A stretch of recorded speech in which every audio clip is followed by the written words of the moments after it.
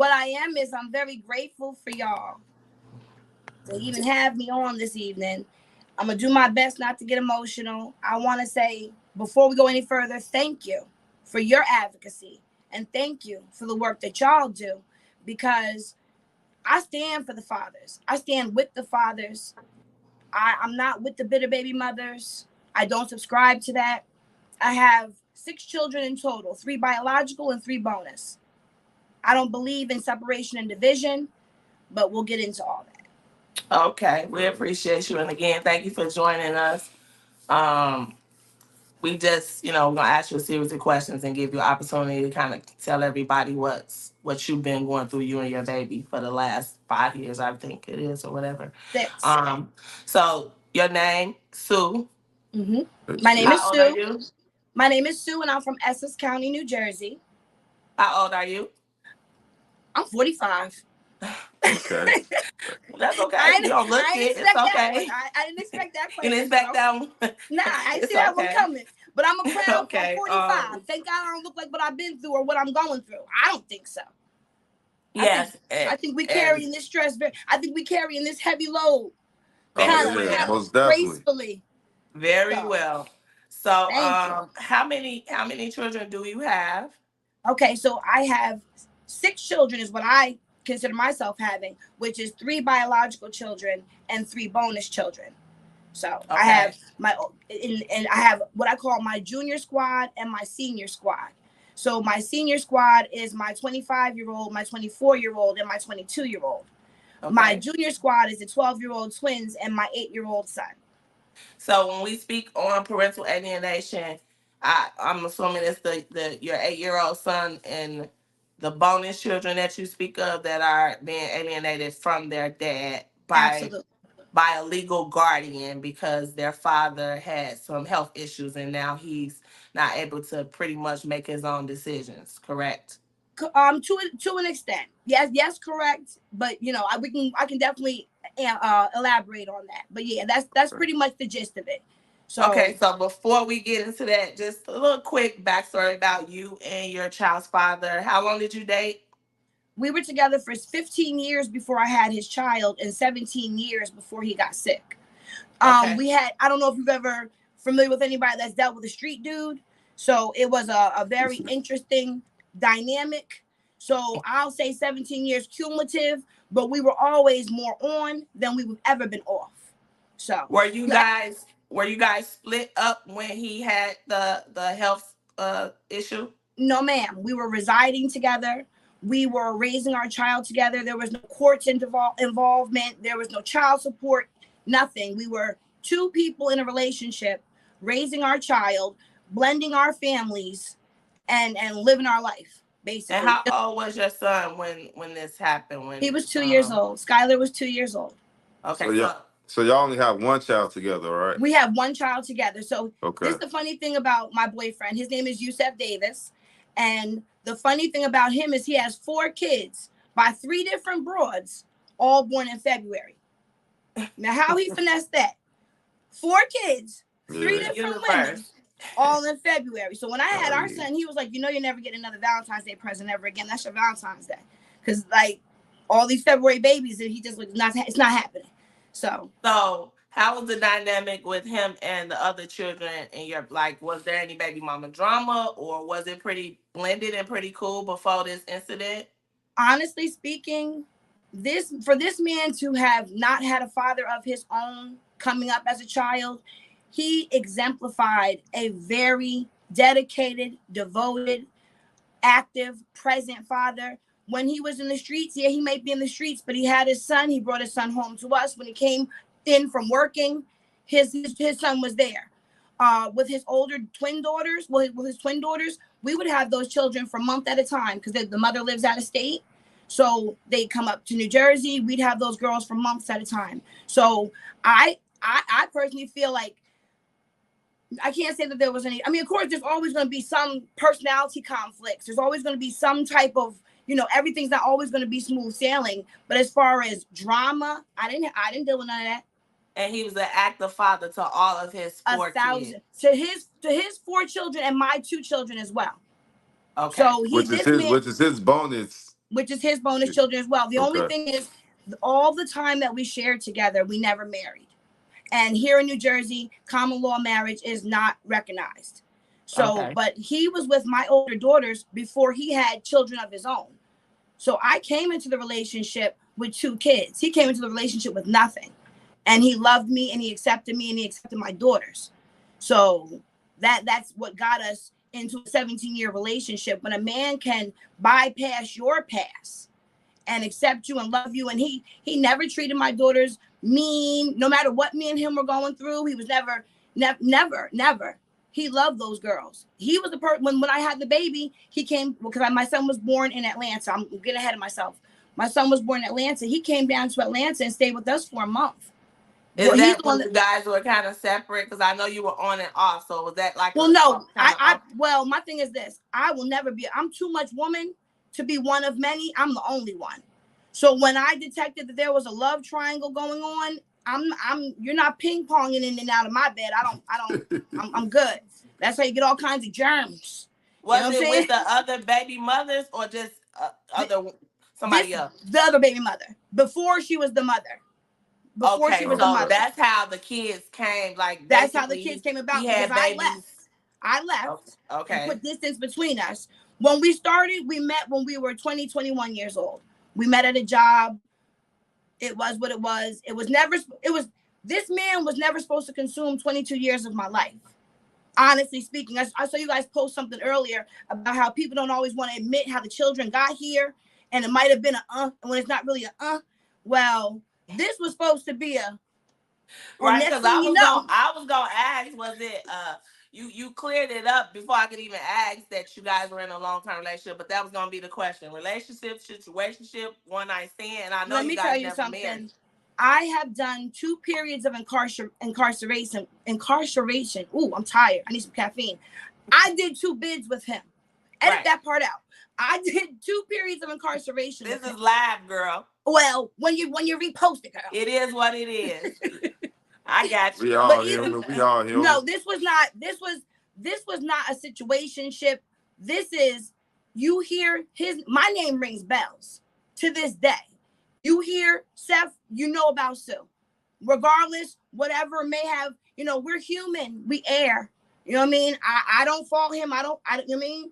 Sometimes it happens. Like it happens, and bigger than that, it's not how you deal with the situation, it's how you move past the situation.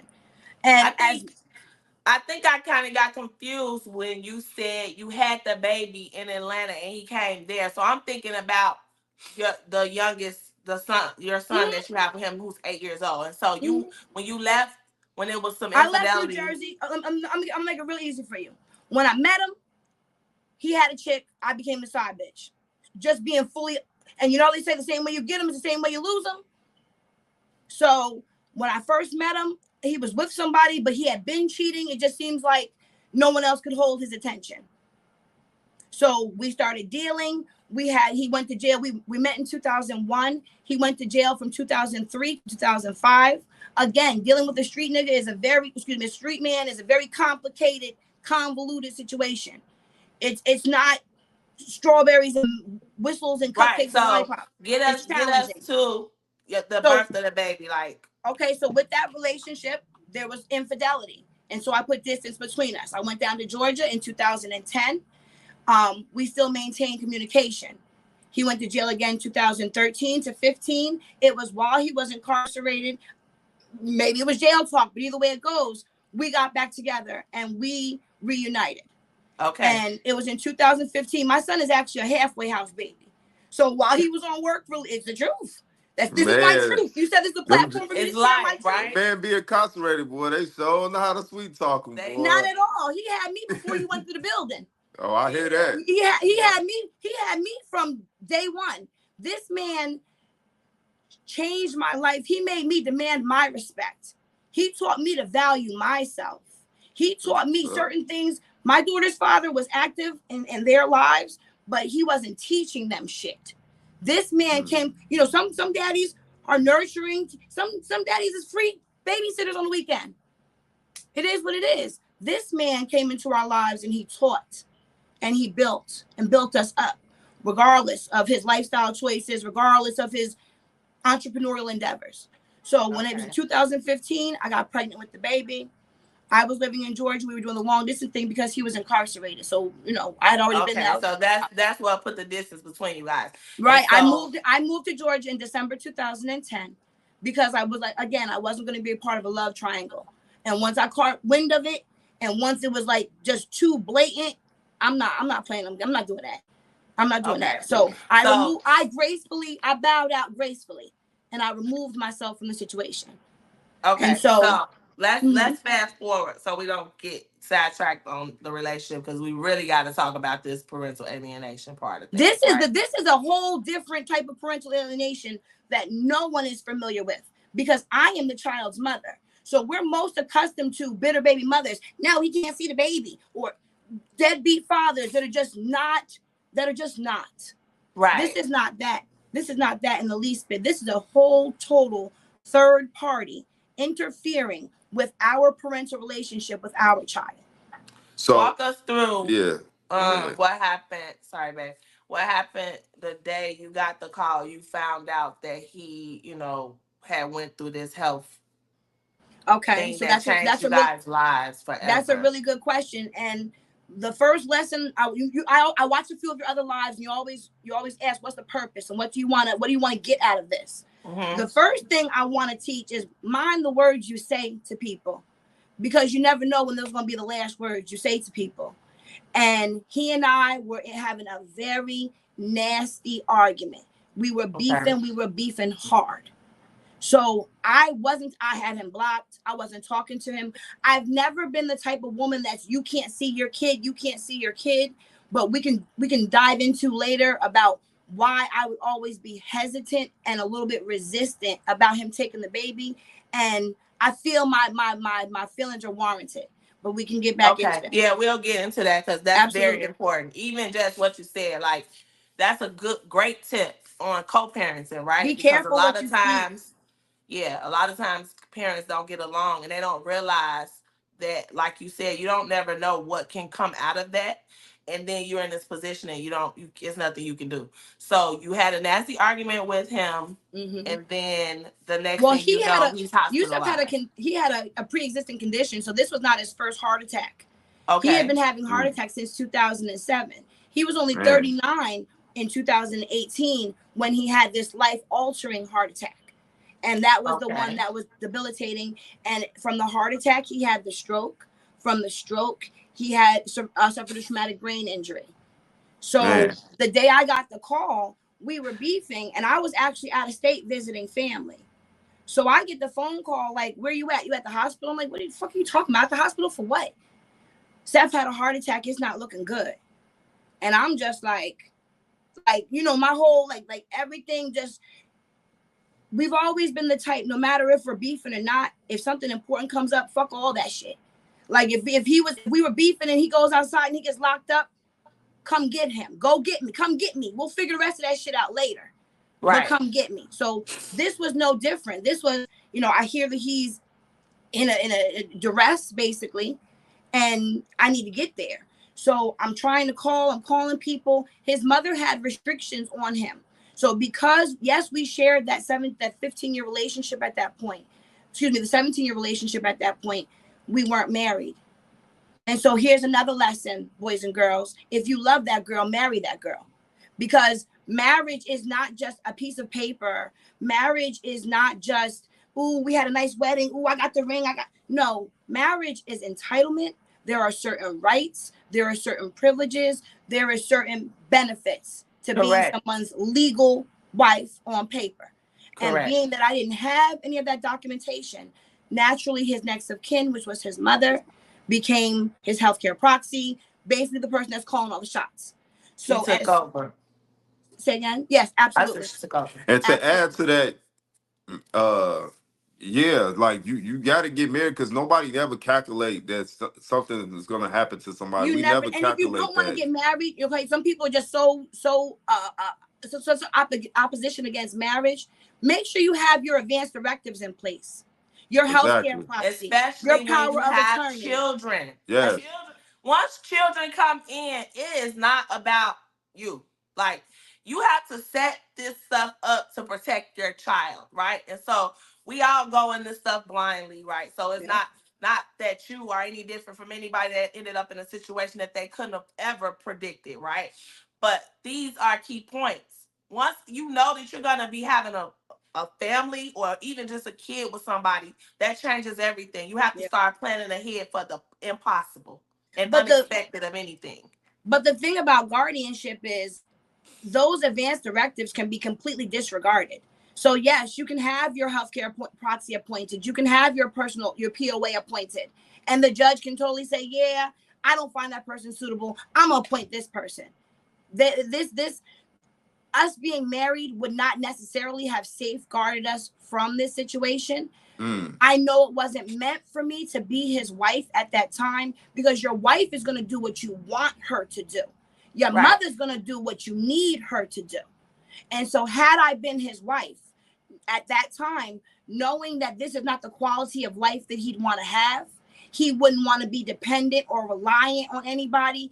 This is a very proud man. He doesn't want anybody to see him when he's broke, let alone broken. So had I been his wife, we probably wouldn't even be here. We'd be going to see daddy in the graveyard every so often, because I know he wouldn't want this. So he needed his mother to keep his body alive, but he needs his woman to give him his life back. So even hearing this, right? She's a mom, she took over medically, whatever. We like, how do we get to the point that you can't allow this man to see anybody, any of his children, any? So what? Like, how are we there? Was there already some that's what I bad was. blood between you guys? Like what? Bad blood, child. Let me tell you. So this woman would be so hot and cold to me over the years.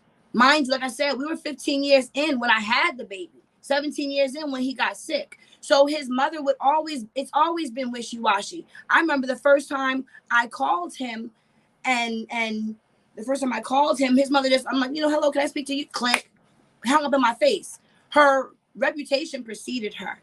And she had a very nasty, I know everybody throws the word narcissist around a lot, but that was the textbook definition. This, when you talk about employing the flying monkeys, the whole gambit. So from the onset of his illness, from the moment he got sick, his mother locked him down like Obama. So Like, let me ask you this. yeah. I like to keep, dive in deep. So I want to know the real. So, do you think it's possible that she knew that you was the side chick starting off your relationship? Of course she did. But by the same token, 15 years in, that's none of your business. And however we began our relationship, I mean, we had moved so far past that, because at the 15-year mark, when he did that second period of incarceration, me and his mother were like this. Okay. Because he was locked up all through my pregnancy, I was 36, 37 when I had our son.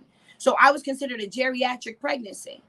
So I had to go through all kinds of genetic testing, all kinds of weekly doctor's appointments. I couldn't call him afterwards. I would call his mother. And his mother was my rock until I challenged a decision that she wanted to make. She wanted to name our son something from the Bible. His father wanted to name him, I'm going to ride with my man. Whatever he wants, we were going. And from that moment, I remember when we told her that we were going to name our son Skylar, excuse my language, but she said he's going to be a little faggot and a little sissy. And I was 10 weeks pregnant.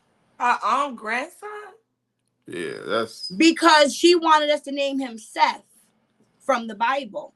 But there's a block out here in Newark that has a similar spelling to our son's name. And his father, being a street nigga, wanted, whatever. So I'm like, so she wanted him to be a junior? Is that what it was? No, he's not. No, he's not a junior. His father's name is Yusef. So no, Yusef. Seth, yes, got it. Right. Okay. So his mother just wanted to name him Seth. But that's not because to emulate his father. It's because it was something from the Bible. Got it. but that's too much control. Right. It's y'all let me tell you kids. something. Y'all This can name woman, y'all kids whatever y'all want. and I rolled with my man, and that was the first. I guess you want to say the first time I slighted her, so to speak. And that was when the baby was 10 weeks old. I mean, when I was 10 weeks pregnant, and you're already calling him a faggot and a sissy. So that was like, strike one. So then go through the pregnancy, every doctor's appointment, I'm calling her. I love you, Miss Ruth. I love you. And she's like, I love you more, daughter. I love you. Like total love bombing. I used to live in Georgia. When I come to New Jersey, I had a key to the house. When she came to Atlanta, she slept in my bed. She knew I was pregnant before he knew I was pregnant because she was at my house when I peed on the stick. And when I told her, mind you, it wasn't that I wanted his baby. I wanted a son for years. And we had previous pregnancies that were terminated because I was always very apprehensive about procreating with this family. I'm very intuitive. I saw how they dragged. What were the signs? What were the signs? I watched how they dragged the first baby mother through the mud. That little boy, the oldest child, who he's now 22 going on 23, when he was a child, he didn't even call his mother mommy. He called her Nikki. And his father and his grandmother would do things to perpetuate that disrespect of his mother. And his father, Yusuf would be like, if you don't behave, I'm gonna send you to Nikki. I'm gonna send you to Nikki. I'm like, you can't do that. Like, that's not good. And the little boy always, he was very, very, very present. No matter where Seth was, he had a son right close by him, always, which was a gift and a curse, because that boy was exposed to far too much. And then his grandmother would say horrific things in this boy's presence, speaking about his mother, the other children's mother, myself. One time she called us all whores and prostitutes. Now, what we do? Love your son? I'm a whore for loving your son. Your son is nothing to write home about. It just is what it is. You love who you love. You really don't, make that determination. You can't decipher that. So what made you, after seeing all these red flags, what made you move forward? Go ahead and have that baby. Go ahead and have that baby. Yeah, because I mean, don't think I'm judging, because I'm dumb too. Because she and I were at such a beautiful place. She and I were at such a beautiful place up until I was 6 months pregnant. When I tell you, it was already. I don't have a good relationship with my mother, and I'm a firm believer that every Black woman needs a strong, older Black woman to look up to seek advice from. So at certain points, she became that for me when me and her were cool. But when Yusuf came home from jail, I was already 6 months pregnant. And when he came home from jail, you would have thought that her man came home instead of my man came home. And that was the beginning of the end. Was he her only son? Yes. Or child? Only son. But she also has a daughter, which is the guardian, which is the person that's preventing. We'll get to that. So I was just curious about her and Yusuf's relationship. Was it that, relationship where the mother makes the son like?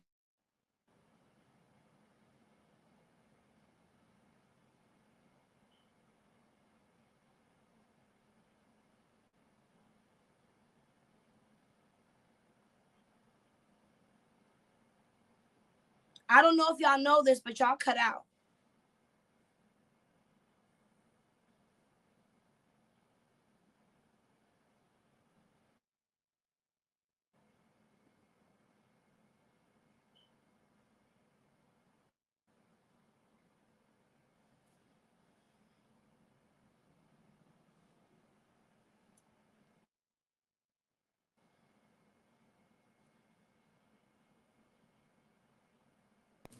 All right, there we go. We're back. Sorry for that. I was gonna be patient. Technical difficulty. Listen, first time for everything. And if it happens again, just because it's a new. Listen, thing, so. I'm grateful for y'all. So I was gonna see her. I was gonna be like, we about to get into it. We're about to dive deep because it's a lot. It's a lot. And we don't, so that it don't get too long-winded, because with people want to know certain things, and we get caught up in just trying to tell everything. It's so much that you try to condense it, and then we'll be on here forever. So just to kind of fast forward to her being restrictive. So why? Okay, it's one thing to not want you to be able to see Yusuf, but why not your son? Once he was born, did she ever meet him? Was he ever around her? Okay, good question. So the first time she met my son, the baby was 2 months old. Mind you, when I gave birth to Skylar, Yusuf came down to Atlanta and he stayed with us for about a month. While he was there, I'm nosy as fuck. I'll be the first person to admit it. I don't like, not insecure. I'm just nosy. It's not even that I'm thinking about other bitches. I don't like not knowing. I don't like not being the only person in the know. And especially with conversations with his mother, I want to know what y'all talk about. You know what I'm saying? When he came down to Atlanta, because he had just came home from jail. So he didn't get an opportunity to get himself established yet. Plus, we was finna get an apartment together because once I had the baby, it was already decided that I was going to move back to Jersey. Okay. So he was living with his mother. The man walked out the building to so much responsibility. His twin daughters, which were 4 years old at the time, were already here in Jersey. The mother dropped them off like 2-3 days before the man even came out the building. He was working full time and he had a baby on the way. Tremendous pressure. Didn't even get a chance to establish himself, but he did what he had to do. But he was dependent and he was relying on his mother. He was living with his mother at the time. And not when he got sick, just as soon as I had the baby. So when it came down to Atlanta, she was threatening, don't come back here. I'm throwing all your stuff out. Don't bother coming back. Texting him things like that. He was very upset. This man's coming to see his baby be born. There was no. But why the control? Just because she couldn't stand you? As soon when I tell you that when he came home, that first weekend he came home, it was like Dr. Jekyll and Mr. Hyde. That shit hurt my feelings so bad. And I don't like, people are always like, oh, you and his mother have a thing. I don't have a thing with no fucking body. She has a thing. She had. So let me ask you a question. Was you like, when he was incarcerated, was you like her ride or something to go see him or something like that? I was the person going to see him. So she never was piggybacking off of you or anything like that? No, sir. No. Or saying that you weren't supportive, did she feel like you didn't do whatever it is she wanted you to do? There's no more I could have done other than catching a case and been in the building with him. There's no more that I could have done. Because I was just trying to figure out, like, was she trying to build this close relationship with you to, get rides to see her son or something? Like, what was her motive? It wasn't nothing. I wasn't even in New Jersey. I wasn't even in New Jersey at the time. That's crazy. He was locked up here. I was in, like I said, it has been a very on again, off again relationship with me and his mother. If she's mad at him, she's mad at everybody. Prime example, and this is gonna be a little embarrassing, but during his first bid back in 2003 to 2005, we got caught doing it in the halfway house bathroom, and he got sent back to jail. His mother calls me, "What type of woman are you?" The type that don't tell your son no. Yeah. Wow. I didn't. Do you think I coerced him? Who do you think was applying the pressure to get some ass in a halfway house? Exactly. Like, so her. I mean, it just kind of feels like her son was really the ringleader, and she used to make it seem like everyone else was corrupting him. She just was very much. I can't even. I never encountered evil like this before in my entire life. When my baby. So look, like when you asked, has the baby ever met her? So had the baby in Atlanta. He was down for a month. As soon as he came back, we came back up maybe like 2 weeks later so we can start looking for an apartment so we can get established. The night of my baby shower, the night of my baby shower, she boycotted my baby shower. She encouraged other people to boycott my baby shower, other family members to boycott my baby shower. The night of my baby, I sent the post to you in the DM earlier. The night of my baby shower, underneath, I'm 37 years old. I didn't think I was going to be able to have any more children. Me and this man have been through fucking hell and back. I didn't think we were going to have a baby.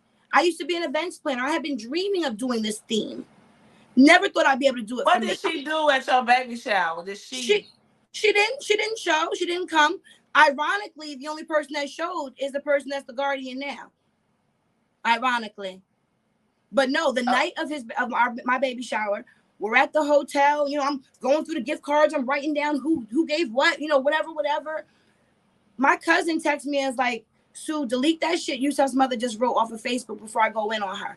And I'm like 9 months pregnant. I delivered the baby February 22nd. My baby shower was January 16th. I'm very heavily pregnant. February 22nd is our anniversary. Oh, y'all the best people in the world. Look at this 222. Very special day. Look at that. Yeah. So look, and y'all know about the angel numbers. You know about the angel. You know about the spiritual awakening and what these numbers represent. Absolutely. Okay, so that's why my son. That's why I know we're going to make an impact, and that's why I know we're fitting to make a difference. But I digress. So fast forward. The night of the baby shower. Because she is just Wait not a minute. important for The real. night of the baby shower, so I'm very big and pregnant. We're in a hotel. I'm counting up my loot. Like, oh shit, I came off. Didn't think anybody was going to support us. Nobody wants you to do a jail bid with anybody. No one wants you to be the girl, the ride or die girl. They look at you like you're stupid. Why don't you leave? True. You know, nobody can understand to this day, no one understands or comprehends my loyalty to this man. It's unfathomable. So the night we're in the I didn't think we were gonna come off like that. We got a lot of stuff from his. The love is tremendous. The love is tremendous. I pick up my phone. His mother talking about some mother's jailhouse baby. Maybe I told your whole ass. You think you're better than the other baby mothers. In fact, you're worse. This is on Facebook. This is on a post of me pregnant, showing my belly, thanking my guests for coming.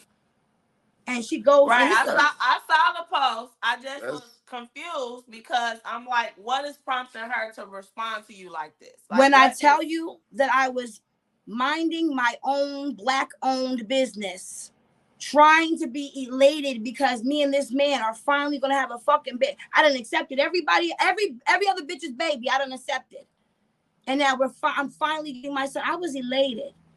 I didn't have a mean. She started acting funny. Like I said, that first weekend that he came home from jail, that's when it switched. The second incident was, I'm trying to ask her for addresses and names so I can send invitations, and she's telling me, just let me be a guest, or which basically she wasn't trying to be involved in, because she couldn't control it. She didn't want to be involved at all. So, and that was her demeanor and overall attitude. Go ahead. So let's get into the part of the alienation part of it. It started as soon as he lost consciousness, and he was in the hospital. The June 26th was the day that he had, June 26, 2018 was the day that he had the heart attack. From that moment that he lost consciousness, his life was no longer his own. This was before the inception of guardianship. This was just his mother locking him down. I called her. She cussed me the fuck out. I called the sister. Oh, Sue, I don't want to get involved. You know, me and my mom, we're not in bed. No one was willing to advocate from this child. And that was from the time he was 2. And here we are 6 years later, and no one is willing to sacrifice or sabotage their access or their relationship or their access to you. They're not helping. They're part of the problem. Not at all. They're complicit in the problem, because they're acting like, oh, that's his sister. She ain't doing it. But if you know this man, there's no way in the world that this man would fuck me. Take like this has nothing to do with me. I was gonna ask you that next. Like, why couldn't it just be like, hey, look, I'll bring the baby. I don't have to even be a part of it. Can my son just see his father? You must didn't listen to the audio that I sent you. I did with all of the verbal abuse and all the nastiness. I heard it all. But that was the male? Are you talking about the man? For the audience. I know. No. I'm just saying, you talking about the male voice or the female voice?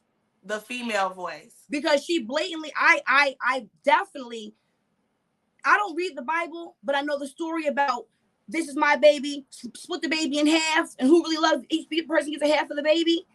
I was willing to sacrifice my access to him in order for my child to see him. I have 17 years worth of memories. I could close my eyes and I could think of something. I could smell a smell. I could hear a song, and that man is embedded in me. I did ask for my child to be able. I have 2 adult daughters that man raised. He absolutely, I would never drop my baby off over there. That's what I was trying to say with his mother's demeanor. That woman referred to my son as that bitch's bastard, and told him to never cross her threshold with him ever again. I was trying to tell you about that. That was the first and only time he ever met her. How old was Tyler? So you 2 months. See your son? 2 months. He came with the baby to visit. Yes. And this is how this worked out. Absolutely. This was the first time. That's what I was saying. How did he feel about this? Like, what was his take on it before he had, got in a position? That's crazy. I hate to refer to anybody as a mama's boy, but you know what I'm saying? He would, his way to deal with his mother would be to ignore her. So that's like a bad child. If you don't discipline a child and you don't correct that behavior is going to perpetuate. And then But he really can't correct her though, because that's his mother. So he but by the probably same been dealing token, with he that could for have years. checked her. He could have definitely He could have checked her. set some boundaries, definitely. Yeah, Absolutely. definitely could have set some boundaries. He just probably just didn't know how. And that's unfortunate because she basically set the tone for where we are today to ruin everybody that he potentially loved. All his kids, you know, somebody he was in a deep relationship with. These are people that should be a part of his life still today. Absolutely. So what do you think the motive was? Do you think it was because of you, or do he have some money or something that she's trying to get? In adult guardianship abuse, money is always the motive, in my opinion. And I'm not talking Would you be entitled to any of that, having a child that she wanted to? My son is his heir.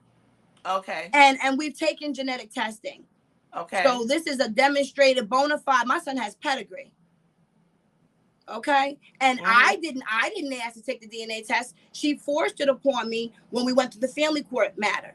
Like, so when did you know that you had to go to family court? Let's start from, okay, he's incapacitated.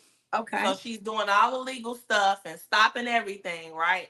And so you're already knowing you're not going to get anywhere. Let me stop you right there. I had no knowledge of him being in an adult guardianship until after his mother passed away.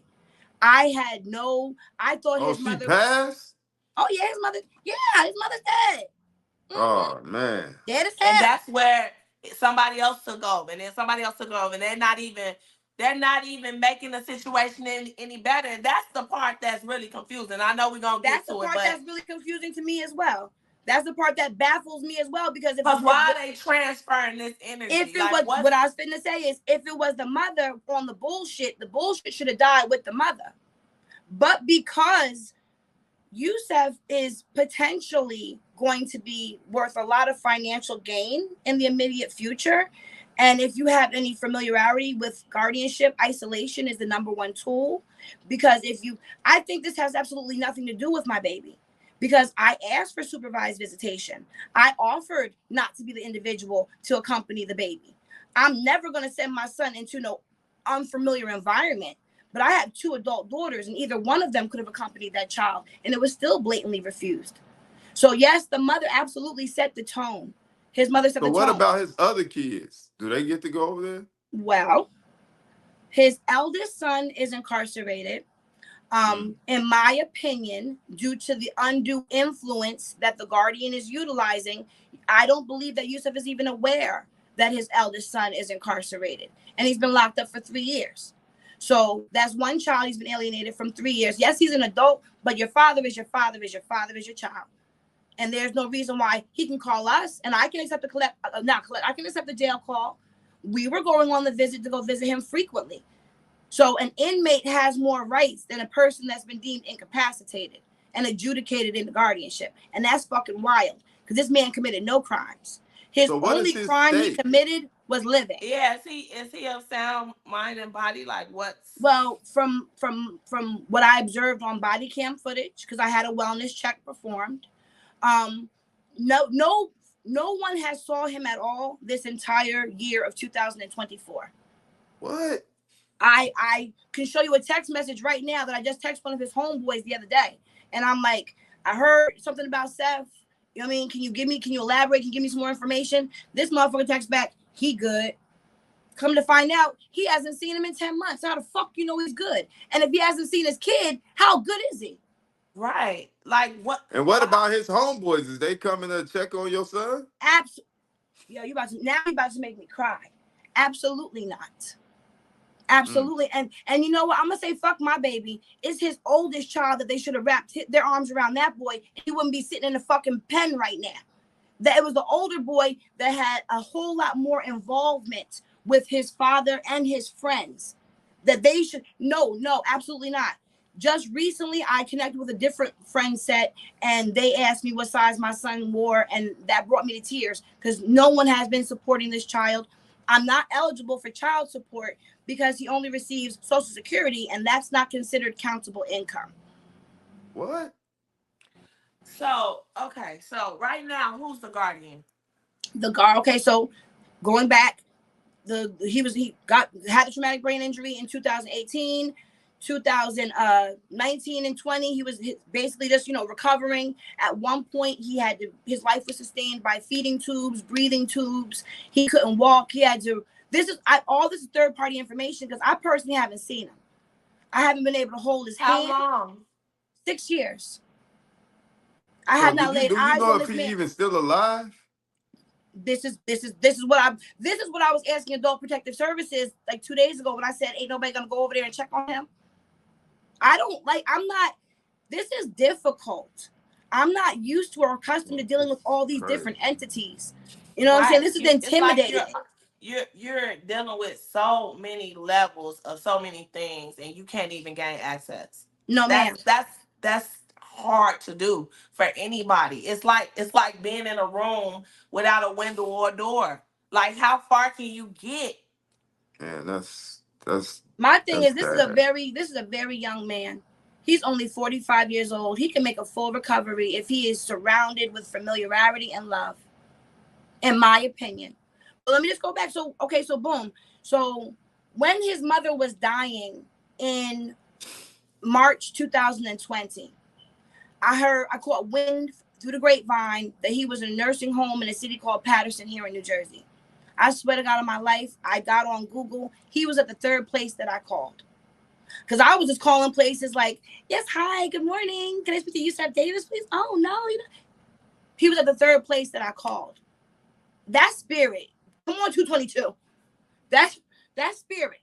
And I spoke to the nurse or whatever. I let them know the situation. The family won't allow us to see him. And the nursing home staff allowed us to speak to him. And this was a year and a half after his injury. As soon as this man got on the telephone, he knew exactly who I was. He recognized my voice. He told me that he loved me. He told me that he missed me. I told him, I said, see, I told your ass you should have married me. And he said, you still want to marry me? And I said, absolutely. And he said, okay, we'll see when I get out. So in my mind, I think he's conditioned his mind like he's still locked up or something. Like, he's done jail. Yeah. So that maybe that's the coping mechanism, or maybe that's where his mind has diverted to. So So he can comprehend well, though. There's cognitive decline from the traumatic brain injury. Excuse me, but it's not like he doesn't like he's not in a vegetative. He had a stroke. He's not in a vegetative state. He had a stroke though, right? Yes, it wasn't the stroke or the heart attack that did him in. It was the attendant.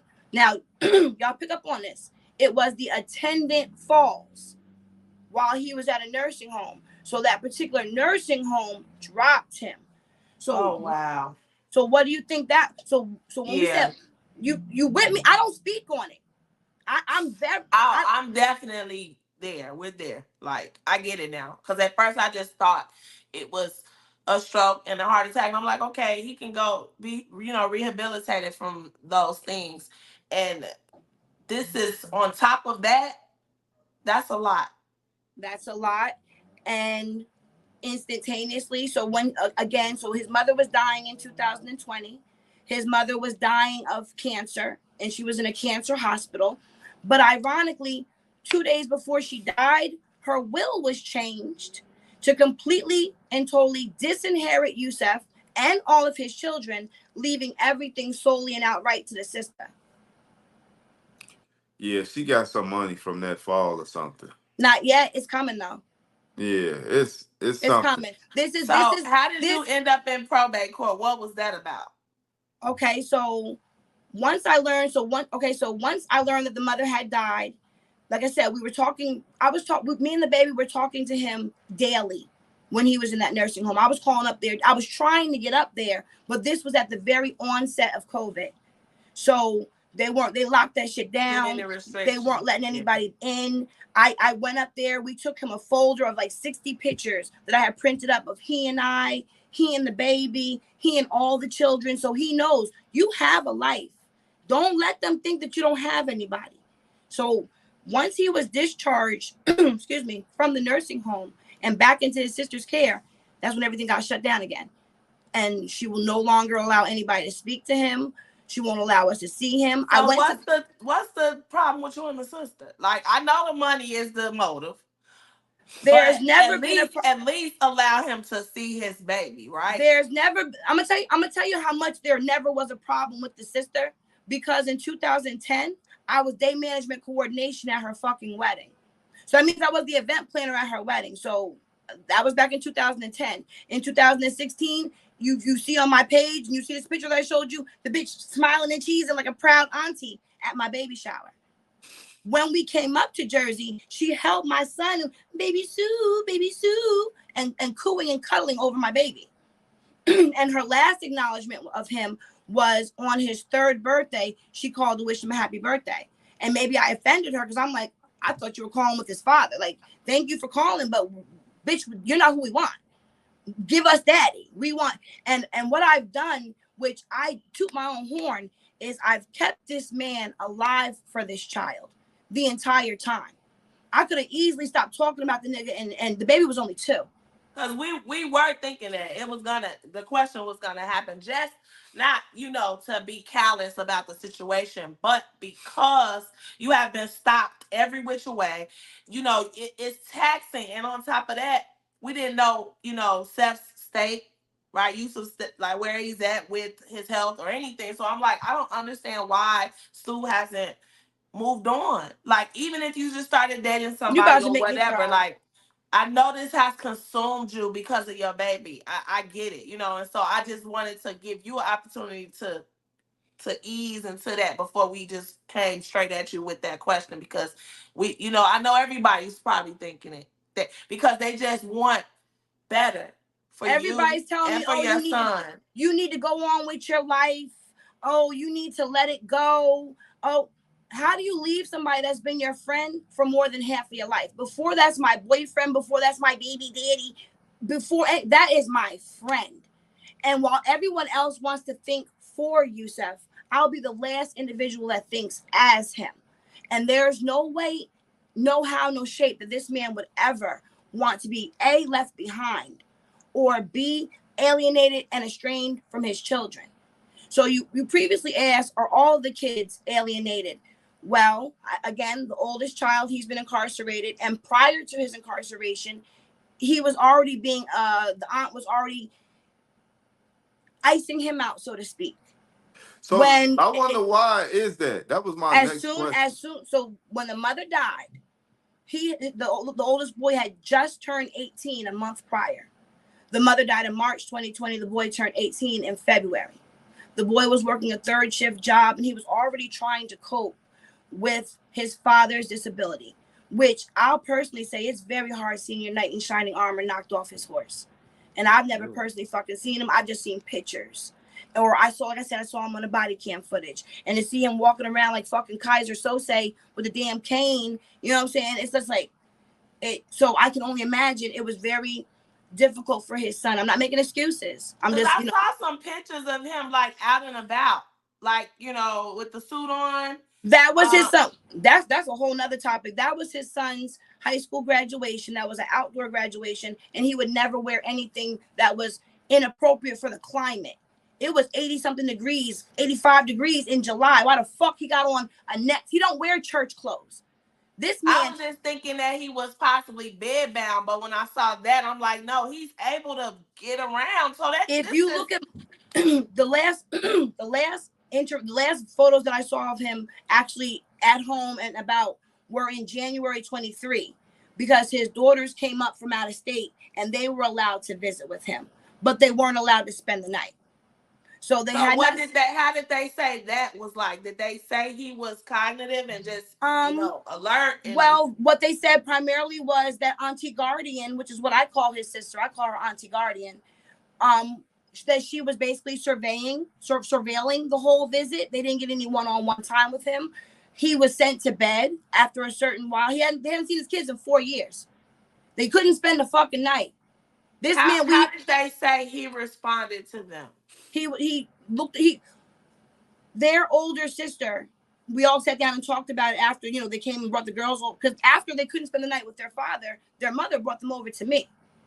Now, mind you, I'm not the guardian saying that I'm not their stepmother and she's not aware of me being his long-term girlfriend, but their mother brought the twins to me. Is that the post you put where your son was so distraught because he had to say goodbye to them for after not seeing them after 5 years? Absolutely. And so I was gonna get to that too because that's a lot as well. Like, how did you and that? I guess you and that mom, it wasn't any problems. You guys are just really well. Remember the beginning when I said the same way that you get him is the same way you lose him. So I lost him to her. You know what I'm saying? He cheated on me with her. That's when I left the state, and they wind up having the twins. And he hid the twins from me for about a year, so I was oblivious till he even had children, other children. I knew about his son my whole entire. I used to raise his son. Like I was. And then when you guys got back together, that's how Skylar was born. But it wasn't no beef between you and that baby mother even back then. I mean, back in the day, before Skylar, before the twins, when I found out he was running around with her, yeah, we bumped heads. We never fought. Well, it's good that y'all got past Y'all that. fought? We never fought. No, we never fought. You never fought. No, we never fought. We never. Say, girl, you put your hands on people that. No, let me tell you something. There ain't no bail in New Jersey. I don't touch nobody. There's no bail. Didn't know that. We are a bail reform state, and that's the reason why I don't go over there pounding on the door, let him see his father. I play this. I have been very passive. If you ask somebody, I've been very unsue-like because my reputation, I think that's why he was so attracted to me, because just the same type of nasty bitch his mother can be, I think you guys can tell I got an attitude on me at times. You know what I'm saying? I'm not a saint, but by the same token, leave me alone. I'm the nicest person. I'm a Cancer. I don't know if y'all into astrology. Don't start none, won't be none. Right. You know we don't mess with nobody who don't mess with us first. Just don't leave me alone because you're not gonna like how I play back. Just leave me alone. That's my favorite. So let me ask you this. So why wasn't the son like? Because after the mom died, the oldest son would be considered the next of kin. Thank you for bringing me back. Because as I was saying, the boy was having a hard time coping with his father's illness. So he was already the beginning stages of a self-spiral, in my opinion. And so when the grandmother died, he was already somewhat, I don't want to say estranged with the grandmother, but the grandmother, Yusuf's mother, was very demanding. So if she wanted him over there to come help her, and he didn't want to come when she wanted him to come, then it's a problem. So he was already kind of like not speaking to his grandma right before she died, and then she died. And none of the children attended the grandmother's funeral. Yusuf's sister woke his oldest child up out of a dead of sleep. He was working a third shift job at FedEx at the time. This is the story that was conveyed to me. Let me say that for legal purposes. The story that was conveyed to me. Allegedly. Well, I got it from Yamir, but from the oldest child, but allegedly. So she woke him up out of a dead of sleep and let him know, I need you to sign this paperwork so I can get your father's medication and I can get him out of the nursing home so we can go to the funeral. And when he signed that paperwork, it was unbeknownst to him that he was signing away his entitlement to his father. Oh, wow. Through the court, when his mother, at that time, me and his mother were very cool. And his mother called me and his mother was like, yeah, Sue, Auntie Guardian just left. I'm not going to disclose her name because she's a cop calling Sue an ass bitch. And even though facts aren't defamation, I'd rather invest in the litigation that's going to get him back home with us than defending some statements that I made. So, you know what I'm saying? You got to pick your poison. Definitely. So she basically popped up over there and had the boy sign the document, and it was unbeknownst to him what he signed. She told him, okay, yeah, I'm going to come back and get you so we can go to the funeral. Was he 18 yet? He had just turned 18 the month prior. And so his mother's calling me, telling me, yeah, Sue, Auntie Guardian just left. She had sign some papers. I hit the fucking roof. Like, why the fuck would you let him sign some papers? Did you read the papers? Do you know what the papers were? If you ever wanted to stick it to Yusuf's mother, you just gave away whatever the fuck your son was entitled to. Through the probate court litigation, I've obtained that document. That document wasn't dated nor notarized. So how was that a valid document? Or how is it legal? Yeah, it's not valid. Because when this all happened, it was at the onset of COVID. And everyone was scared and everything. We don't know what we're dealing with. Okay, just push this, and push this man into this situation that now 4 years later it's been the guardian, and she is just as relentless as the mother, if not worse. Yes, it's definitely a motive there. It's definitely a motive. Like So, she's gaining something when from you've that. been going back and forth to court, because we've been following your journey since we found out about this. Um, it's just kind of confusing because typically people go to regular family court, they fight the other parent to get I've gone through custody. both. I've gone through both, and I've been ping ponged because I'm a very big proponent of going pro se. And Okay. for whoever doesn't know what pro se means, pro se basically means you're self-represented in court. So I made significant strides in probate court and family court going pro se. But as soon as they pull them out the nursing home, I go to the house, they don't answer the door. I call the sister, and that's the phone call that you heard where she's like, I'm Don't not come back over here. And I'm all not that welcome. Stuff. Don't come to this house. You're not welcome at this house. Don't return to this house. So then I asked a general question. Okay, yeah, you said that. Yeah, I hear you. What about my son? I don't have to fucking come. And I said it about 10 times. And you could attest to that. I said it about 10 times that I don't have to come. At the time, the baby was only 4 years old. Now he's 8 years old. And he has a much stronger comprehension and a more knowledge. And there's no one better equipped to support my son in the reunification with his father than me. We don't know what type of response he's going to get. We don't know what's going to happen. We would hope for something positive, but we don't know what he's being fed. We don't know what lies, what brainwashing, what manipulation. We don't know shit because no one has had any contact or communication with him. So go ahead. So once I learned, I was just gonna ask how is Skylar doing with, like you say, he comprehends things. Let me tell you something. My son is more knowledgeable about adult guardianship abuse and adult guardianship than most adults because I've made it my business. I don't want, number one, I'm not getting blamed for this. It's never going to be, oh, you kept me from my father. Do you think it's appropriate now at his age? He's been educated on guardianship abuse since he was 2 years old. And as soon as his father got sick, he was asking me, he was 2, what's wrong with daddy? What's wrong with daddy? And I would let him know, daddy hurt his head and daddy hurt his heart. But daddy's so strong. We have to say, get better, daddy. And as he got older, because, like, again, I'm not going to be blamed for this. And my son's not going to grow up to think that his father abandoned him when there's a third party that's breeding this parental alienation. It's not my doing. I can respect that. So I don't want, if he's not aware and he doesn't understand and comprehend exactly what's going on, we place the blame where the blame is due. It's Auntie Guardian that's in the way. So let me ask you this. Mm-hmm. So being that you have those legal documents saying that it wasn't notarized or anything like that, is it only you just fighting, or is his other baby mamas or the mother of his kids, is they helping you? Is they trying to fight too as well? No, sir. I am a one-woman army. One of the children's mother, the oldest boy's mother has had a baby by another man, so they're not invested. Not at all. But with the oldest son, you really can't do. But you would think, especially the twins' mother, since they're minors, you would think that she would be invested because it's having a detrimental effect directly on her daughters. Because that leads me to where you asked, are any of the other children able to speak to him? When those little twins advocated for their little brother and asked, Sky's trying to talk to daddy. Auntie Guardian replies to that baby and tells her to stay in her place. You understand me? She's asking, can her father and her little brother to his speak? son, her brother. And so this is abusive to them, and it's tearing up. Like, it's just so much. It is destroying the relationships that he so lovingly forged with all of his children. This man, I don't give a fuck. You can say what you want to say about him. Nobody can call this man a deadbeat. No one can say he wasn't with his kids. No one can say he doesn't love his children. No one can say there is no one alive. Even those other children's mothers sing his fucking praises.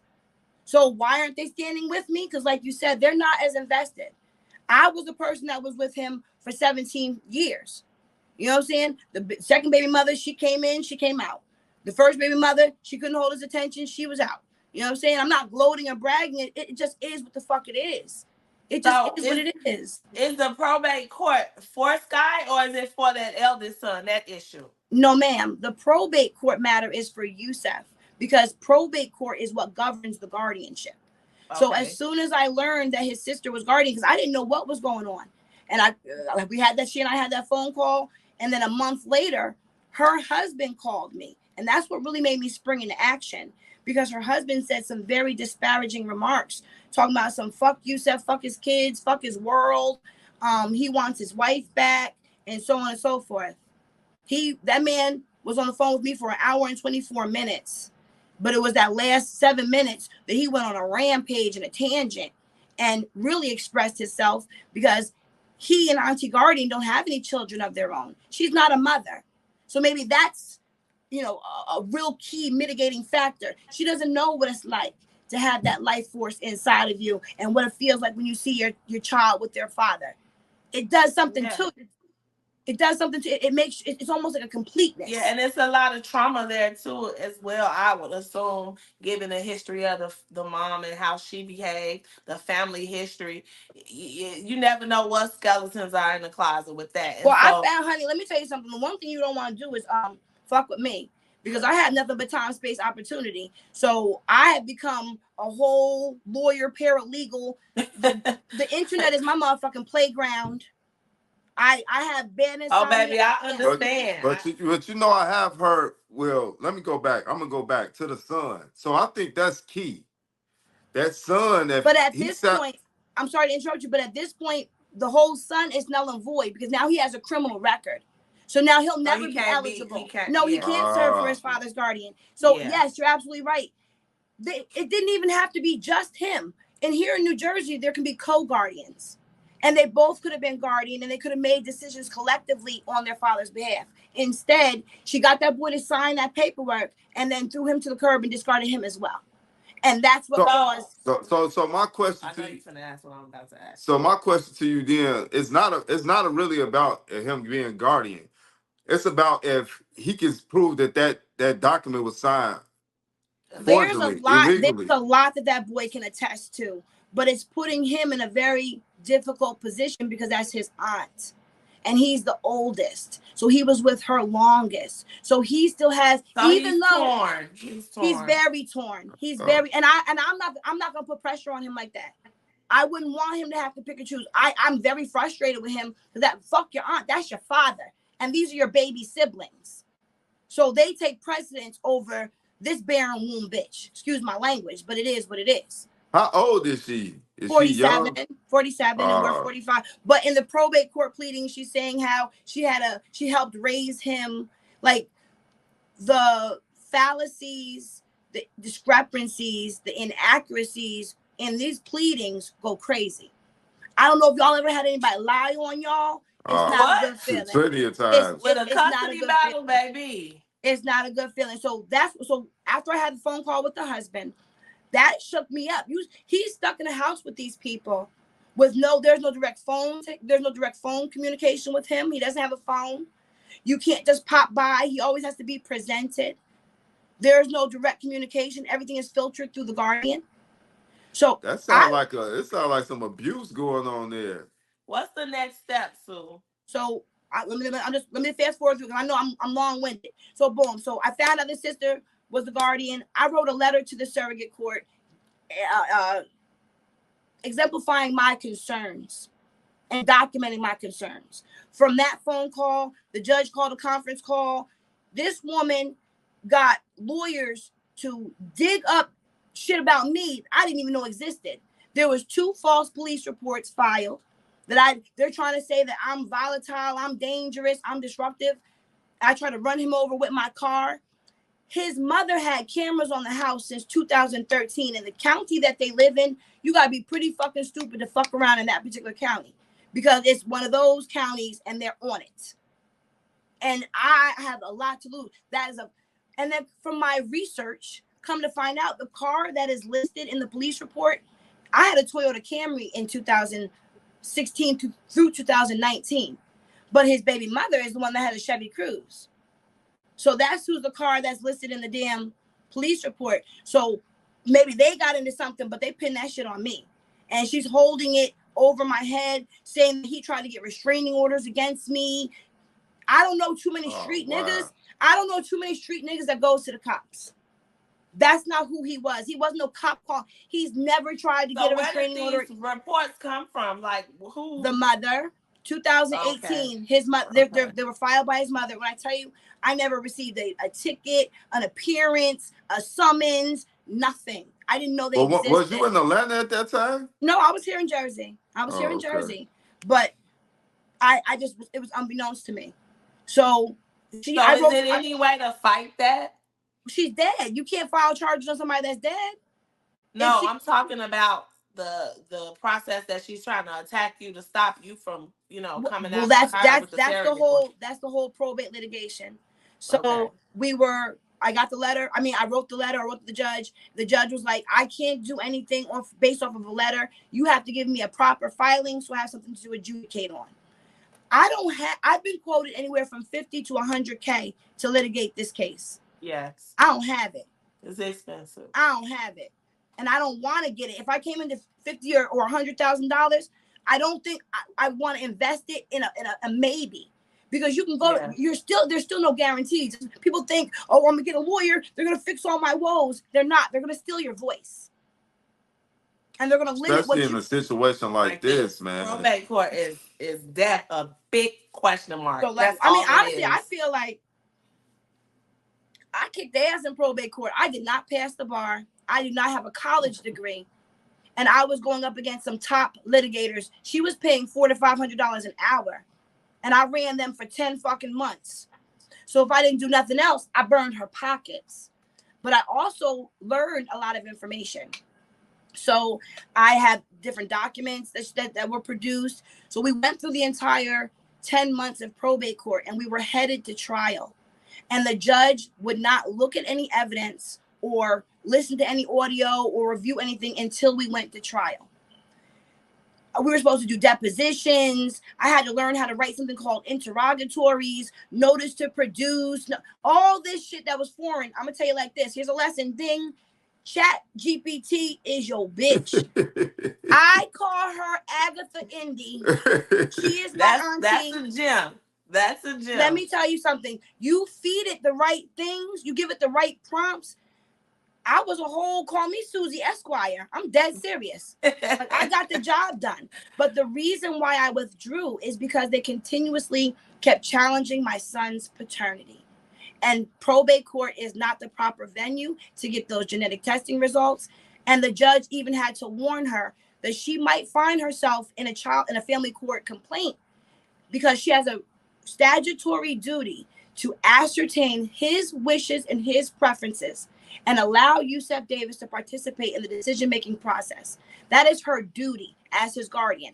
A guardian is not put in place to totally come in and control someone's life. It's there to assist the person, help them regain their independence. And if you can't ascertain their wishes, then you're supposed to defer to whatever they were doing prior to the inception of guardianship. So if I was who he was with beforehand and he wants to be with me, bitch, get out the way. If he was a father to this child and those children, facilitate that. Right. If he had a proper guardian, that would be happening. It's not just me. It's not just myself and Skylar that are alienated. I've been getting calls. Friends have not been able to see him. Other family. She's alienated. They have different fathers. So his father's side of the family is all alienated. Wow. So, what? Wow. As his guardian, she has the legal right to determine where he lives, his financial aspects of his life, his medical care, who he socializes with, down to his children. So what she's doing is technically legal because she has carte blanche over his life. But if she was a just and fair guardian, she would be doing what he wants to do and allowing him to participate. Hey, Seth, Sue wants to come see you. You want to see Sue? Sue and Sky want to come over. If he says yes, let us the fuck in. If he says no, maybe next time. But that's never happened. Right. My son has never had been observed with his father. He has not seen his father since he was 2 years old. So going back, so we went through 10 months of probate court. The judge was the one who said, go ahead and file in family court. No problem, Your Honor. I withdrew from the probate court matter and I filed in family court. Initially, she's, oh, it's not his baby. It's not his baby. I presented a signed birth certificate as well as a paternity acknowledgement that were both signed by Yusuf 2 years prior to his disability. Those documents should have been given full faith and credit, and they weren't. What? And I still had to take a fucking DNA test. And I still had to take a DNA. And I still had to take a DNA test. And here's my son's pedigree. And he's his biological child. So what the fuck are we talking about? Biological, tried, true, tested. We don't know about the motherfucking kids, but my baby. Hold on, make this be the thumbnail. We do. Them your bonus baby. The thumbnail, let me got a smile with it. No, I smiled on the one where I put the t-shirt on my motherfucking, the results on my t-shirt and wore that shit to court. So what's going on with that? Are you still fighting in that family? So, okay, so we went, so first, it's not his baby. Take the test, uh-oh. Okay. Where'd they go?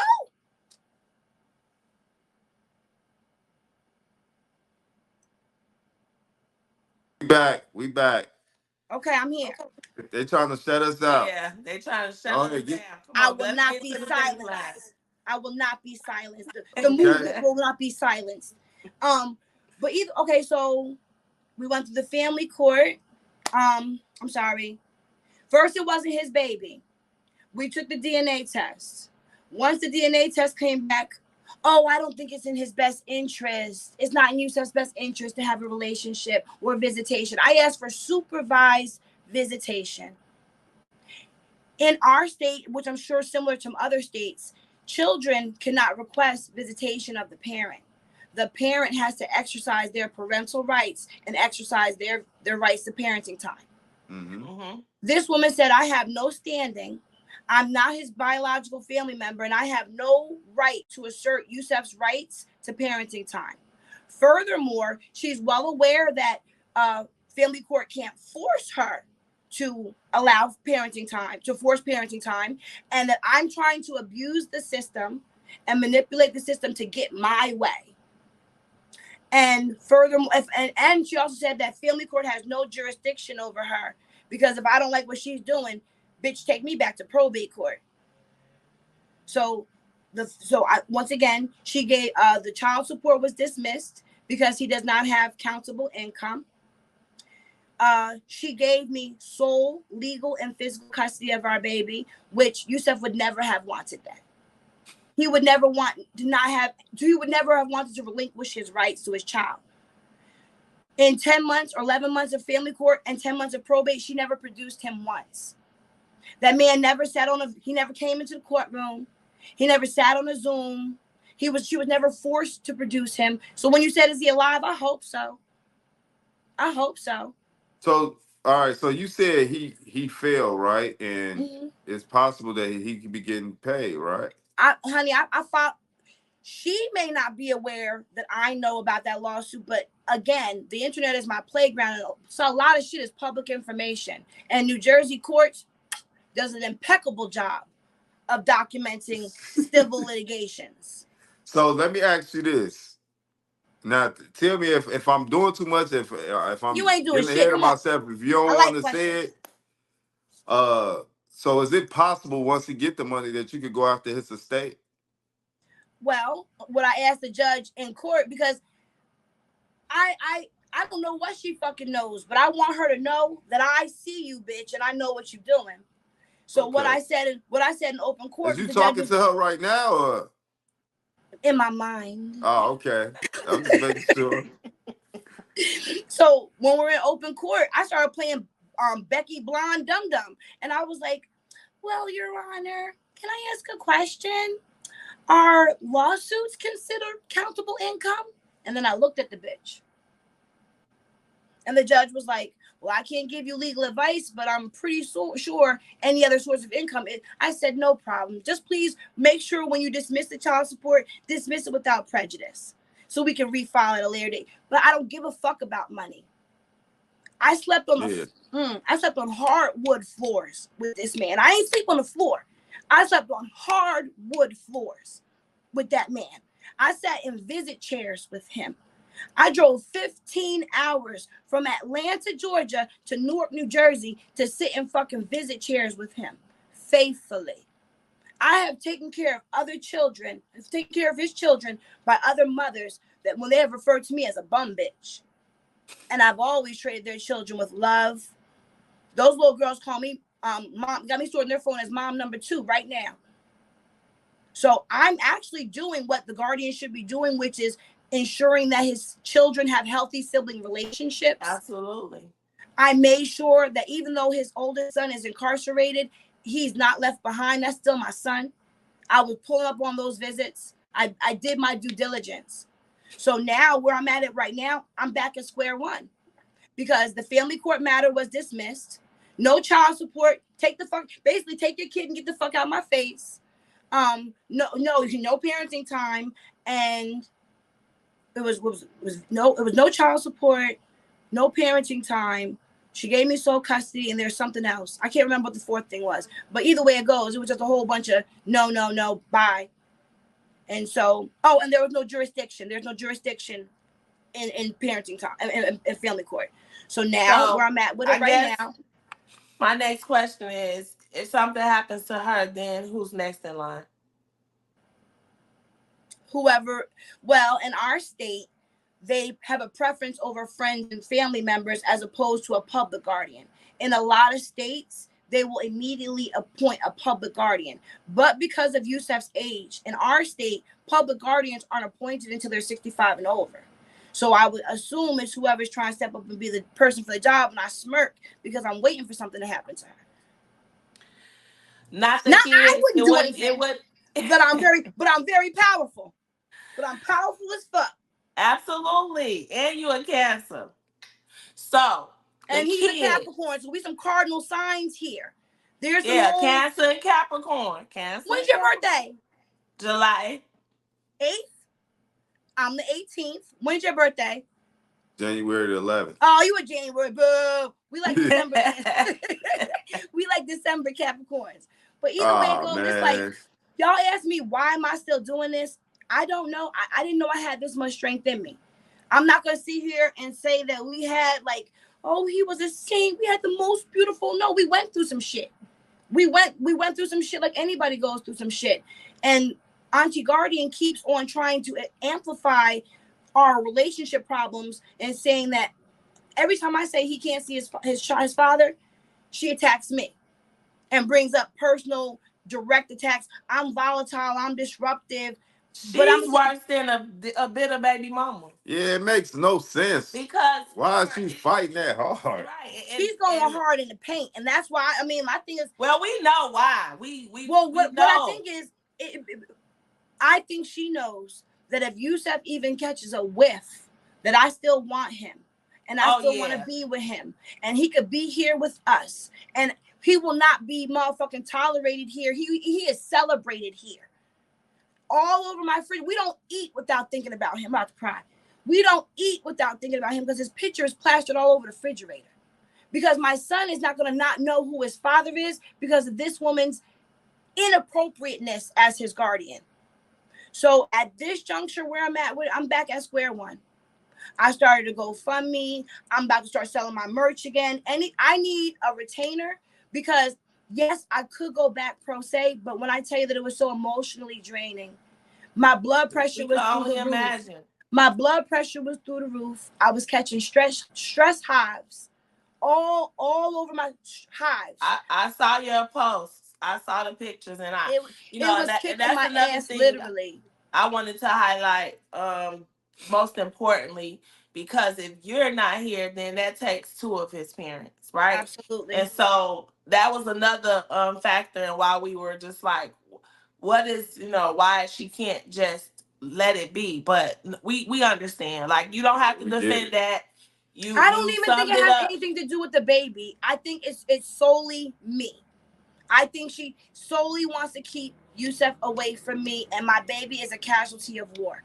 But if she was smart, If she was smart, she would have just let us see the baby, and I would have been so tunnel vision, so laser focused on. I used to look forward to those jail visits. I like being around him. I enjoy his company and his presence. That's what it's about. It's definitely about you. So if and, but she and knows you're too headstrong. You're too power driven. It's not. She's not. I'm She not. cannot. I don't bend. I don't fold or conform. And you And ain't gonna that run me because alone I is don't the need you for shit. highest level of any threat. Like she knows that it's you won't waver.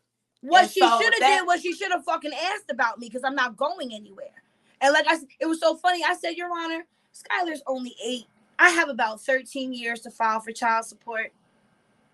How long you got? How long you could ride this ride? yeah, Because I ain't got shit else. especially with malicious intent. Right. Like you said. Oh, you go ahead. I'm sorry. No, I just was saying that, It's but very I wanted to malicious. just I wanted to highlight, that your health is first and foremost, and you taking a break maybe what's needed now before you dive back in, because I know Well, this is not the exactly end what this all. that's what this has been. This has been my decompression period. But like I said, reconnecting with this different friend set, I've been renewed. And Yeah. then being that I know what I know about the Oh, time yeah. frame with that other thing, it's time to get loud. And I'm always fearful about what my efforts how they may affect Yusef. Is she over there? Do we have a case of misery going on over there? And she Right. sees me doing what the fuck I'm doing, and then she goes home and takes it out on him. Right. Who knows? There's no Right. eyes on him. No one has And seen. that's part of the whole parental alienation process. Just the disconnect is torture because you Yes. don't. And even though we know that this isn't the typical parental alienation situation, it's very much so giving similar. It's the same thing. It's the same Every thing. moment is bittersweet. So Yusuf has missed the baby Skylar's entire preschool career. He's missed about 5 birthdays, 5 or 6 Christmases, 5 or 6 birthdays. He missed the first day of kindergarten. He missed his first tooth. He missed his kindergarten graduation. I'm an events planner. I threw a whole preschool graduation in the park. He could have easily been sitting there watching his son graduate. This baby has such, it's so crazy how they haven't seen each other, but they have so many similarities. And for me, it's torturous because I'm looking at a miniature version. So when I tell you that how my son is so enthralled with marine life and how intelligent my baby is and how smart he is and how he can retain and recite information and how much he loves Godzilla and dinosaurs and Shark Week, some of those are the way he stands when he's sitting there and standing in his drawers. It's like I'm looking at his father, but we're not meant to mourn the living. And that's what we're doing. Yeah, that's the And toughest part. the real gag is he lives less than 10 minutes from us. Wow. If I felt ambitious, I could walk there. I could take the bus. I could drive. If I'm driving, it's really only like 5 to 7 minutes. 7 to 9 minutes. Maybe, depending on the traffic. So. Like, you've never heard no shit like this because I feel like I'm living through a badass Tyler Perry bounce Tubi type of like weird Lifetime after school special. I'm caught up in a fucking nightmare. Seriously, you can laugh because it's like if it wasn't my shit, it'd be like, oh shit. And then with all these loops and turns and we took the DNA test and then we got shut down. And then it's like literally a roller coaster ride in the dark with you strapped in backwards. Yeah. So that's what it is. With somebody pouring bleach in your eyes. So let me ask you this. Before you have to deal with this situation, how did you view situations like this when fathers used to always... I have 2 older children. I ain't never play that shit. I don't believe, I don't subscribe to keeping children from their fathers. I don't subscribe to deadbeat. I don't subscribe to that shit. I used to have the attitude, you think you could do better than take these motherfuckers. You think you could do better than me. Take them. Because I had 2 children by the time I was 21, 22 years old. And they both have the same father. And I was on the bus stop in the cold with my babies. I've always been a very ambitious, tenacious person. I'm going to make it work, and I'm not going to ask you too many times for your help. So I've never viewed or deemed this as okay. I don't associate with deadbeats. If I, pre-Yusef or in between Yusef, if I found out a dude got kids and he's not doing right by his kids, I can't fuck with you. I'm a mother first. Times where Steph was down bad and we might not have our money might not be flowing like it could. Send that girl some money for them kids. I don't care if it's $50. That's gas money. That's milk. That's I know it. So no, Yeah. I've always stood for the fathers. I don't condone parental alienation. I don't condone looking at fathers like they're a second-class citizen or they're less than mothers. I hate this man. I hate him because everything is a reminder of him. But he used to say that children need two parents because two parents breeds balance. And it's very difficult being the disciplinarian and also having to be the comforter. It's hard being the nurturer and then still having to I'm so grateful I work remotely. So I've designed my life for the moment somebody says you want to take Yusuf, give them to me. I work from home. It ain't gonna disrupt shit. But also it makes me available to my son. And it's just I've designed my life around this whole situation. I'm not the fun, happy, joy, Sue no more. I don't sleep. You know what I'm saying? It's consumed you. That's why. And no one seems to understand. How's your support system? Like, well, my family wasn't really too keen on him before I had the baby because, like I said, dealing with a street nigga is just dealing with a street nigga. You know what I mean? I'm not gonna say there hasn't been no arguments, no cussing, no fussing, no screaming. It is what it is. But this is all pre Skylar. So once we made the executive decision to have a child, all that shit is water under the bridge. It means nothing. So I've never had a strong relationship with my mother, but more so, nobody wants to talk to me because this is all I talk about. I don't have nothing else to talk about. I don't want to talk. I don't want to shoot this shit on no fluff. We definitely been there. We definitely understand. Whereas it's like this is my whole and this is my life. It makes you feel like a fucking weirdo because people avoid you like you got cancer. People avoid you like the plague. I saw his homeboy in a motherfucking grocery store on Sunday, and I saw him when he saw me coming. Oh nigga, you about to catch it? You should have ran. You should have walked the fuck away because you're gonna hear my mouth. Listen, I just thank you so much for giving us this time. We gotta wrap it up. So if it's anything that I think of that's missed, baby, it will be a part two. We missed a whole bunch of shit. I need a part two. Well, it's definitely gonna be a part two. But just for the viewers and whoever watches this, we just want to be clear that it can come in many different forms. You would never ever imagine a mother, like, I'm sure this is very far-fetched for y'all.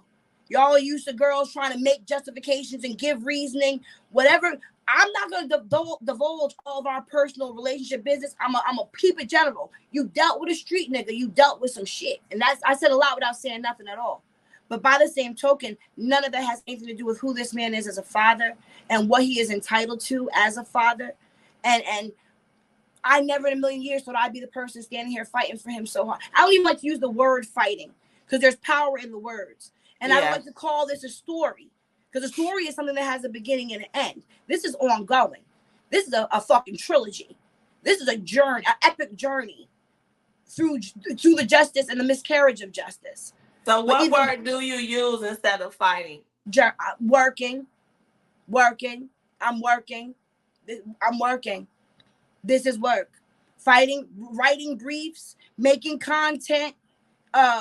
It's emotional. I haven't posted because it's so emotionally taxing to watch the old videos, to make the footage, to post the videos. And I don't want to be the sad girl. I'm living through some sad shit, but I don't want to be synonymous for the sad girl. I just don't. I don't want to be like. In these type of things, you don't know your victory lap could be near.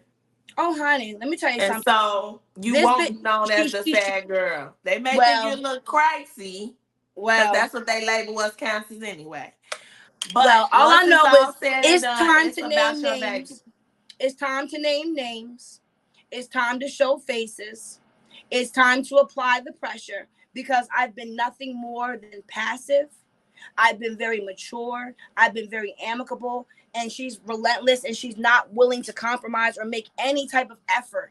We could have had fucking FaceTimes. Something, throw this baby a bone. You could have gave us FaceTimes and then, oh, he's having seizures, it's bad for him, and then take it away. This baby has not been observed to have any interaction with his father. So why are we automatically saying that it's going to be a detriment as opposed to a benefit? This motherfucker could be the life force. This motherfucker could be the life force that brings this man back. The question is, why doesn't she want him to come back? So we're going to end on that note. Thank you so much, Sue. You want to dish out your handle? I know. Yeah. You got some things going on that you may want people to support. I appreciate it. We on our Instagram, I am Go Gadget Advocate Chick. Yes, I know it's long, but you're not gonna find another Go Gadget Advocate Chick. And why did I name myself that? Because I be pulling out all kinds of tips and tricks. All I'm gonna say is go on Amazon. They got all kinds of spy gadgets. They can go into court. You gotta document, you gotta hold people you gotta make sure we have accountability and transparency by any means necessary. We also have merch. So my IG handle is Go Gadget Advocate Chick. Our merch page is Advocates Attire, because guardianship, unfortunately, there's the adult guardianship, but there's a lot of people that are also being affected by CPS coming in, taking children, and that's a whole different entity, an aspect of guardianship. On TikTok, I am so Sumi 222. So Sumi. That's what I'm I love it. I love it. I love you. I love your energy. And I do think, we stand by and support anything that's dealing with parental alienation as far as reconnecting kids back with their parents. And so we stand with you, and thank you for sharing your journey with us. And yeah, until then, we're here and we want to support you as well. So thank you for giving us that. I got one thing I want to leave with you. Because I've been an alienated dad. So I've been exactly where you at right now. Luckily, I had, of course, a great support system, but make sure you take care. Make sure you take care of yourself mentally. You gonna have to take some days out for yourself to do things that you like to do for yourself. If that's exercise and that's doing whatever it is that you like to do that's not surrounding this, that's very important. Because this can consume you, and it's tough, it's rough. So, well, for whatever reason, I'm built for this. I feel those 2 periods of incarceration that we did kind of like bred me to be able to navigate through this. But by the same token, you're absolutely right. I'm pouring into everyone else, and no one's pouring into me. But by the same token, I just feel like until I see this thing through, and then, I'm not taking my health for granted by no means, but by the same token, I'm very powerful. And I really see myself in a good light. I see myself in a healthy light. I see myself on the other side of this. I'm already thinking about the content I'm going to be making, like, come with me as I'm a caregiver for my disabled boyfriend. Like, I'm going to start making that type of content. We wish you all that and some. Yeah.